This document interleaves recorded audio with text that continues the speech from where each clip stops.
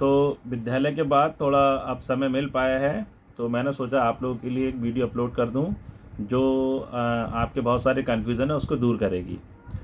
बहुत सारे जो स्टूडेंट्स हैं वो इस कन्फ्यूज़न में रहते हैं कि हमने जो एनसीसी ली है इसका आगे हमें क्या लाभ मिलेगा।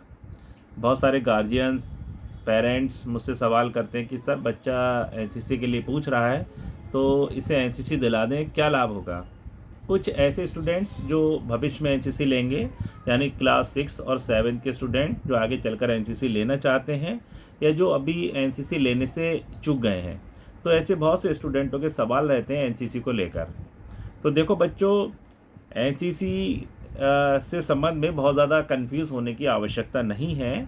आपकी जो एनसीसी है वो आपके पढ़ाई के साथ ही मतलब साथ साथ चलने वाली एक ऐसी प्रक्रिया है जिससे आगे आपको कुछ अतिरिक्त बेनिफिट होते हैं। सबसे पहले हम बात करते हैं ऐसे बेनिफिट की जो आपके चरित्र को या उसको आगे लेके जाती है। तो देखिए, जो एनसीसी का प्रशिक्षण होता है उसमें जो हमारी सेना है, आर्मी है, उसके जो छोटे हथियार हैं उसको चलाने की ट्रेनिंग दी जाती है।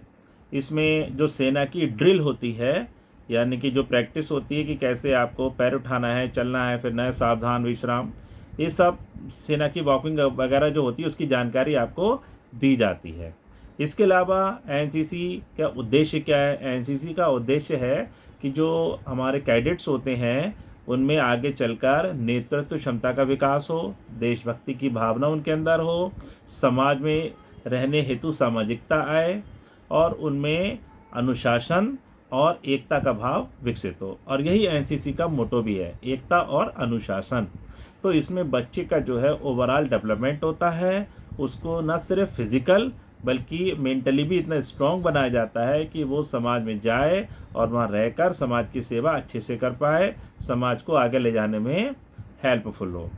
ये सेकेंड लाइन ऑफ डिफेंस का काम करते हैं। अगर कभी युद्ध की स्थिति आती है तो सेना के साथ सहयोग करते हैं और ये समाज में रहते हुए सेना से जो निर्देश प्राप्त होते हैं उन निर्देशों को लेकर समाज के लोगों के बीच जो छोटे मोटे काम हैं जैसे यातायात संतुलन, राशन वितरण और सेना के जो वाहन निकलते हैं उनको निकलवाने में मदद करना, सेना की कुछ सूचनाओं को जनता तक पहुंचाना।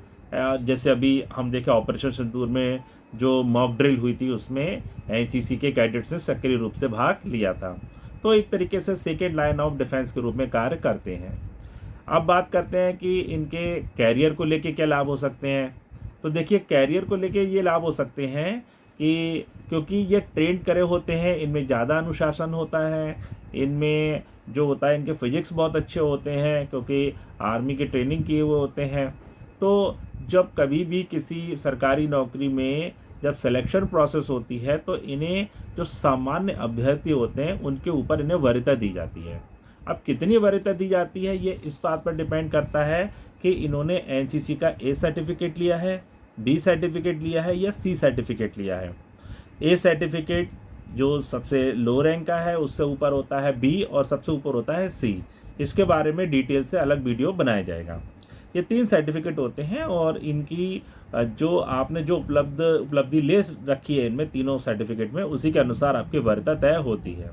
इसके अलावा इस बात पे भी डिपेंड करता है कि आप डिफेंस की जॉब में अप्लाई कर रहे हैं या पुलिस में अप्लाई कर रहे हैं या फिर किसी और अन्य सरकारी नौकरी में अप्लाई कर रहे हैं, उसी के अनुसार इसकी वरीयताएँ भी तय होती हैं कि क्या वरीयता मिलेगी, बोनस अंक मिलेगा या साक्षात्कार में छूट मिलेगी या रिटन में छूट मिलेगा। ये अलग अलग मानक नौकरियों के आधार पर तय हो जाते हैं।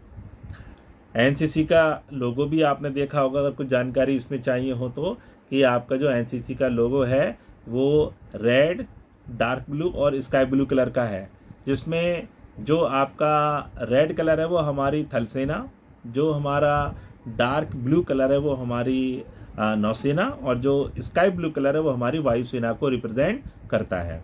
इसका मतलब ये एक त्रिक संगठन है जिसमें हमारे सेना के तीनों ही विंग, आर्मी और नेवी और हमारी एयरफोर्स, तीनों ही पार्टिसिपेट करके इसको बनाती हैं।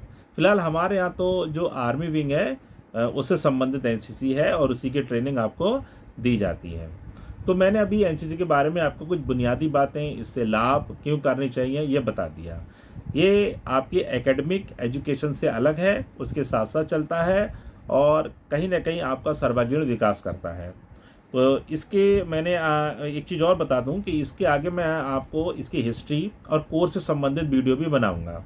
तो प्लीज़ आप इन जो हमारी कोर्स से संबंधित वीडियो हैं इनको भी देखें और इससे नोट्स बना लें। अगर आपको कुछ दिक्कत है तो आप मेरी हेल्प ले सकते हैं, कमेंट्स कर सकते हैं, ताकि आगामी जो परीक्षाएं हैं उसमें आप बेहतर कर सकें।